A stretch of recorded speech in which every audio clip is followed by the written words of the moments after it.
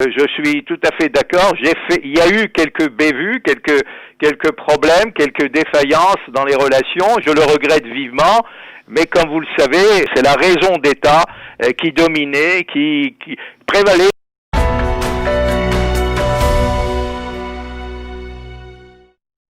Le président de la République, Valéry Giscard d'Estaing, s'est éteint la semaine dernière en France. Et c'est l'occasion pour nous d'évoquer les relations qu'il avait avec l'État d'Israël et aussi la communauté juive en France. Et pour cela, nous sommes en ligne avec un ancien diplomate et le journaliste Freddy Eitan. Freddy, bonjour.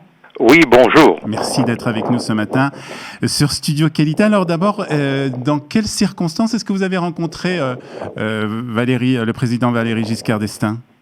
Écoutez, je l'ai rencontré à plusieurs reprises. Je l'ai côtoyé. Je me suis entretenu avec lui à plusieurs reprises dans le cadre de mes fonctions de correspondant de la radio et télévision israélienne, mais aussi en tant que diplomate à l'ambassade d'Israël à Paris. Et après son septennat, je l'ai rencontré ici en Israël à 2 reprises et je l'ai eu longuement pour préparer donc mes enquêtes sur les relations franco-israéliennes et donc nous avons eu, je dirais, des contacts permanents parce que il faut dire aussi que le président Giscard d'Estaing, c'est une page qu'on ne sait pas, que après son septennat, quand Madame Simone Veil est devenue et a été élue au Parlement, présidente donc au Parlement européen, Giscard d'Estaing faisait partie donc du groupe pro-israélien donc au Parlement européen. Alors, est-ce que vous nous parliez de Valéry Giscard d'Estaing et de sa visite en Israël, mais sa première visite qu'il a faite en Israël, si je ne me trompe pas, c'était après son septennat. Tout à fait. Ce qu'il faut dire que ni le général de Gaulle, ni Pompidou, ni Giscard d'Estaing ont foulé le sol d'Israël. Et seul Mitterrand, donc en mars 1982, est arrivé en Israël. Mais il faut dire qu'aussi que Giscard d'Estaing avait été un président, il faut le rappeler, était un président visionnaire, un homme d'État jeune, dynamique, infatigable, je dirais. Il était orfèvre dans les grands enjeux diplomatiques planétaires dont j'ai suivi aussi à Paris. Il y a eu des conférences internationales. Et il a rencontré les grands de la planète. Et donc, mais nous avons constaté durant tout son septennat qu'il plaçait les affaires du Moyen-Orient, je dis bien Moyen-Orient, y compris l'Iran, uniquement dans un contexte économique et commercial. Vous savez, Giscard était ministre des Finances, il était expert dans ce domaine. Et il avait très vite compris, sans d'ailleurs aucun sentiment, avec une certaine froideur, que le monde arabe, et avec ses 21 pays, et les producteurs de pétrole en particulier, parce que je vous rappelle qu'on était à l'époque devant une crise énergétique, oui. Et donc que le monde arabe représentait un énorme marché par rapport à celui d'Israël, et qui, vous le savez, après la guerre de Kippour, Israël était plongé, les Israéliens, dans un marasme socio-économique, je dirais même un tremblement de terre sans précédent. Et donc, dans ce contexte-là, la politique de Giscard n'était pas une politique, comme certains le disent, une politique antisémite ou anti-israélien, non. Et c'était une politique, je dirais, pragmatique, oui. Une politique pro-arabe, et donc, si vous voulez, anti-intérêt israélien. Mmh.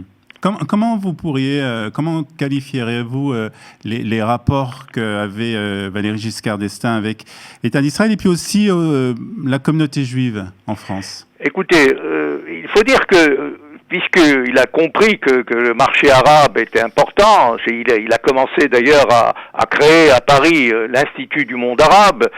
Il a ouvert les portes de l'Élysée et du Quai d'Orsay à tous les chefs d'arabes, les cheikhs arabes.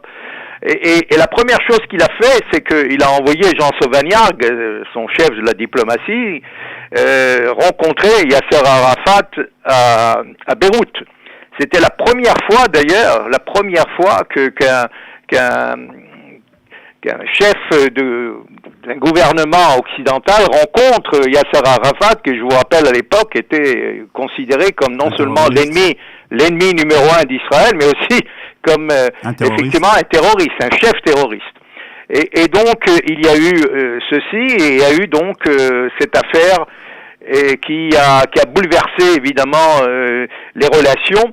Et il faut dire aussi que contrairement à d'autres ministres et à d'autres personnes qui géraient les affaires, puisque je vous rappelle que le gouvernement Chirac à l'époque avait cinq ministres pro-israéliens et 2 juifs, Simone Veil et Lionel Stoléru. Oui. Mais donc, dans ce contexte-là, c'est lui, parce que le domaine réservé, c'est-à-dire l'Élysée, le domaine des affaires étrangères, était réservé qu'à l'Élysée. Mmh. Et donc, il y a eu d'autres affaires, hélas, il y a eu l'affaire Abu Daoud, c'est-à-dire le cerveau du massacre de Munich, Munich, je vous rappelle, 1972, les Jeux Olympiques, et donc il y a eu ce massacre de 11 athlètes israéliens.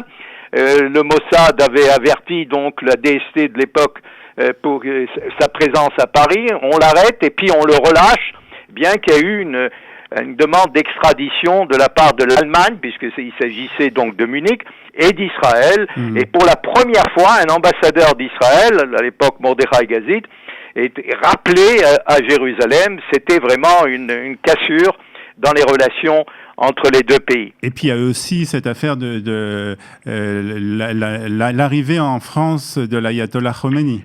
Oui, mais bien avant, je vous dirais que déjà, il y a eu, comme vous le savez, il y a eu une guerre entre l'Irak et l'Iran.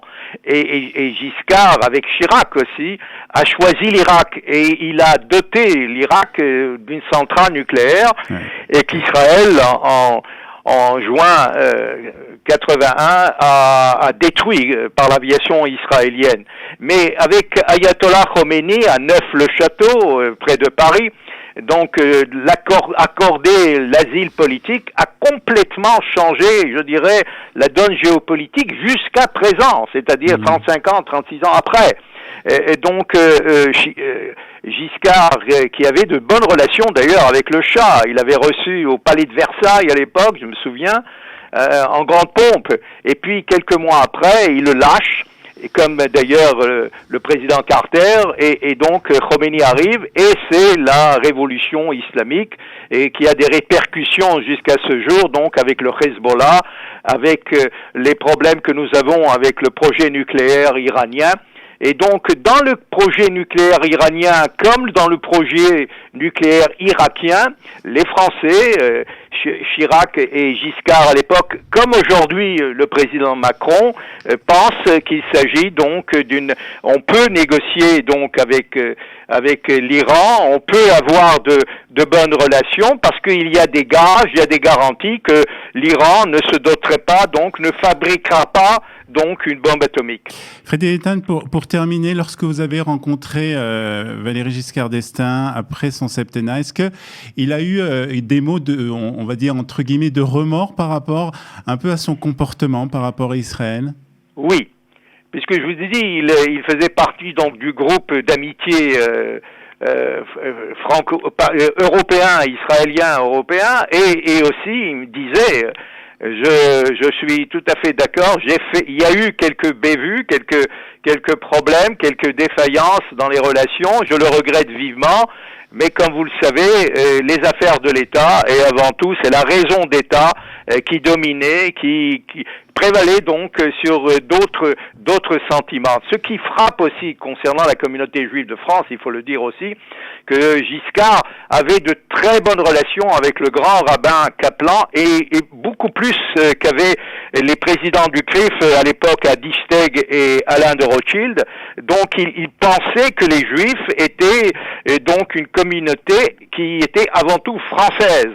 Et donc dans ce cadre-là, il pensait qu'il fallait séparer Israël avec la communauté juive de France. Et donc dans l'affaire Copernic, il a eu, évidemment, vous le savez, l'attentat monstrueux, donc qui a eu lieu donc en 81, donc à la synagogue de la rue Copernic. Et Giscard était complètement indifférent. C'est quelques jours plus tard qu'il a réagi et qu'il avait bien compris qu'il avait tort et qu'il n'a pas réagi à la hauteur d'un président qu'on pensait qu'il était sensible aux affaires communautaires, puisque Chirac était beaucoup plus que lui, et Mitterrand évidemment, beaucoup plus que lui dans ces affaires-là. Il avait une certaine distance vis-à-vis de la communauté juive, mais il n'était pas, je le répète, il n'était pas antisémite. Frédéric Ethan, merci pour ces explications.